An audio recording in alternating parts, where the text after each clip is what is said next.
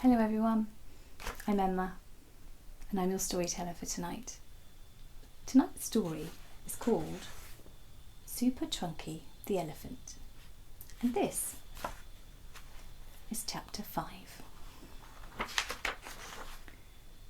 As they walked away, they ate and talked some more along the way. Firstly, they walked along a lane where the paving stones were made of chocolate fingers, all laid on their sides, and the houses had a variety of sweets instead of bricks. Trunky learned this was instead of numbers, so the houses were simply called what they were made of. "This is Pudding Lane," said Dino, "and this," and he pointed to a house made of licorice, "is the licorice house. So if you wanted to post something, all you would need to do is put the licorice house on Pudding Lane, and it would get there." What a clever system, thought Trunky, although that was a strange thought indeed for an elephant who had never posted anything in his life. And yet Trunky instantly understood what posting something meant. It seemed to Trunky that not only were the things around him different here, but he was different too. They continued along Pudding Lane, looking at all the wonderful houses on either side and marvelling at how cleverly they were built. From meringues to refreshers, hundreds and thousands to Parma violets. Trunky's favourite was the house of lollies, although he wasn't quite sure about all those sticks. There was a little boy in that house, and he waved from the window. Trunky waved back, and as he did so, he heard a "Bah!" "What's that?" Trunky asked.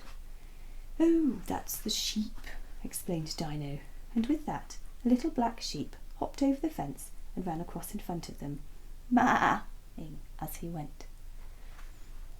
As they turned a corner, Dino said, "Nearly there, buddy."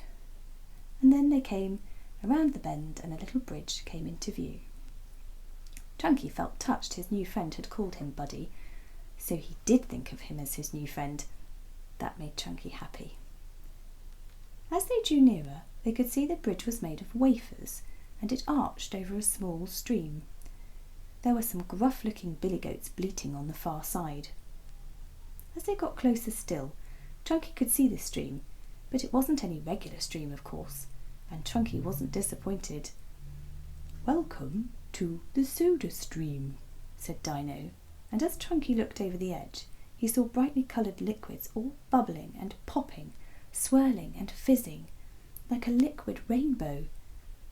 "The only problem," said Dino, "is you haven't got a very long neck, and I'm very sorry, but I don't think I have a straw." Trunky laughed at this, as he said to the confused Dino, "No, Dino, but I've got one better than that. I've got a trunk." And with that, Trunky plunged his long trunk into the stream below. Well, what happened next was quite bizarre indeed, for Trunky, having never before tried a fizzy drink, was a little shocked. At first his eyes bulged in surprise as if they were going to pop right out of his head, and then he started to jiggle and shake as if all the bubbles had got inside him and were making him fizz about. Trunky was so thirsty he just couldn't stop drinking, and more of the rainbow soda stream went up his trunk. The more he drank, the more he seemed to glow, and then something extraordinary happened. Trunky started changing colour. All the colours of the rainbow. First he went red, then yellow, then pink and green, then orange, purple, and finally blue. It was like watching a light show, and Dino was greatly enjoying this spectacle. Finally Trunky had his fill, and with the satisfied "ah" sound, he pulled back his trunk and sat down contentedly on the side of the stream, tapping his satisfied tummy. "Well, I've never seen that before," said Dino.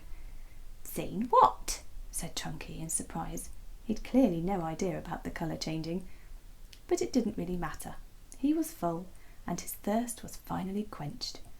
Trunky lay down, feeling very fat and very happy. And that's the end of that chapter. Night night, everyone. See you soon. Sleep tight.